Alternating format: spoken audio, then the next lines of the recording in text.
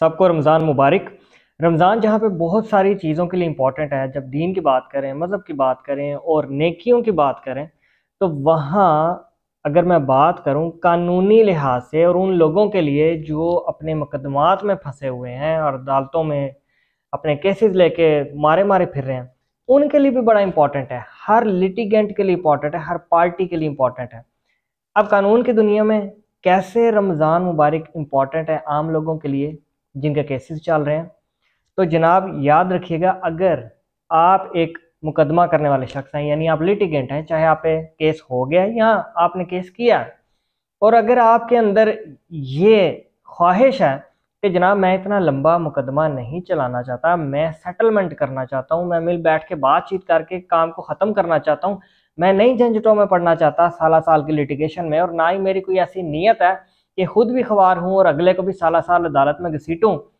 तो रमज़ान एक मौका है, एक इवेंट है कि आप सेटलमेंट कर लें, आप बैठ के आर्बिट्रेशन कर लें, सालसी तरीके से कानूनी तरीके के अंदर उसको डालते हुए अपने मामलात हल कर लें। देखें, जहाँ पे आर्बिट्रेशन की बात होती है, सालसी की बात होती है, मिल बैठ के मामलात को हल करने की बात होती है, तो इसके लिए किसी ना किसी ने पहले पहल करनी होती है, और पहल करने के लिए भी आप सूटेबल मौका तलाश कीजिए, इवेंट तलाश कीजिए। आपने अक्सर देखा होगा कि आपकी किसी के साथ नाराज़गी है, लेकिन कोई फोतगी आ गई है, कोई शादी आ गई है, कोई खुशी, कोई गमी, ये वो मौके हैं जो आपको इकट्ठा कर देते हैं और आप अपनी रंजिशें बुला देते हैं, नाराज़गियाँ पीछे कर देते हैं और गिले शिकवे साफ दिल से करके एक दूसरे के लिए अपने दिल साफ कर लेते हैं। यही रूल अप्लाई होता है लिटिगेशन के लिए, अपने मुकदमात को ख़त्म करने के लिए। रमज़ान आपके लिए मौका है। अगर आप आर्बिट्रेशन करना चाहते हैं, सालिस तरीके से अपना मामलात को हल करना चाहते हैं, कदम बढ़ाएं आगे, रमज़ान का बहाना बनाएं, रमज़ान को सामने रखें, और अल्लाह ताला का भी तो हुक्म है कि रमज़ान में नेकियां करो, थोड़ी करोगे ज़्यादा अल्लाह ताला रिटर्न देगा और अल्लाह ताला बरकत भी देगा।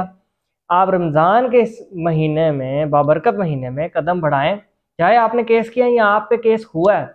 और मिल बैठ के बात करें आर्बिट्रेशन के ज़रिए, सालसी तरीके से उसको लिखें, स्टैम्प पेपर के ऊपर वो फैसला लिखा जाए। लिखेगा कौन? आप किसी भी शख्स को सालस मुकर्रर कर सकते हैं जिसको आप मोअज़्ज़ज़े इलाका, मोअज़्ज़ज़ीन इलाका कंसीडर करते हैं। कोई बुजुर्ग हो सकता है, लेकिन वो हो न्यूट्रल, ये नहीं कि उनकी तरफ से हो और एक और या आपकी तरफ से हो। हाँ, आप ऐसे कर सकते हैं कि एक बंदा जो है सालस के तौर पे, पंचायत के हेड के तौर पे न्यूट्रल बंदा हो, जो ना उनका ज़ाती कुछ लगता हो ना आपका कुछ लगता हो, और बाकी आपकी तरफ से कोई एक एक बंदा नुमाइंदा के तौर पे पेश हो जाए।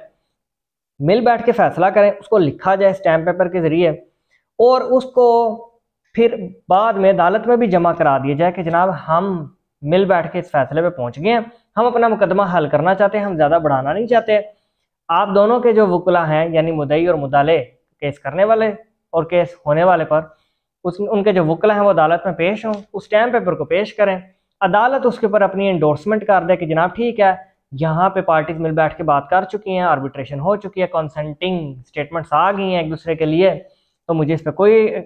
मसला मसाइल नहीं है। कोर्ट जो है उस फाइल को डिस्पोज ऑफ कर देगी और आपका सालों पे चलने वाला मुकदमा जो है 1-2 दिन के अंदर हल हो जाएगा।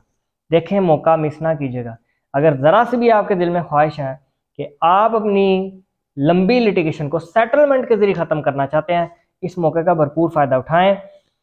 कोई पंचायत के तौर पे बंदा नहीं मिलता, कोई मुअज़्ज़ज़ीन इलाका आपको नहीं मिलता, तो हायर करें, सर्विसेज पे करके हायर करें किसी वकील को, समझदार वकील को। वो कानून की रोशनी में दोनों के राइट्स और ड्यूटीज़ को सामने रखते हुए एक अच्छा आपका सालसनामा तैयार करे, जो कि कोर्ट में बाद में जमा हो, और ये 100 साल भी गुजर जाएंगे तो वो जो सालसनामा होगा वो कोर्ट की फाइल में सेव रहेगा, जिसकी अटेस्टेड कॉपीज आप एनी टाइम निकाल सकते हैं। सो कदम बढ़ाइए और अपने मामलात को हल कीजिए। किसी किस्म का कोई मसला होता है तो कंसल्टेशन के लिए I am available. Thank you.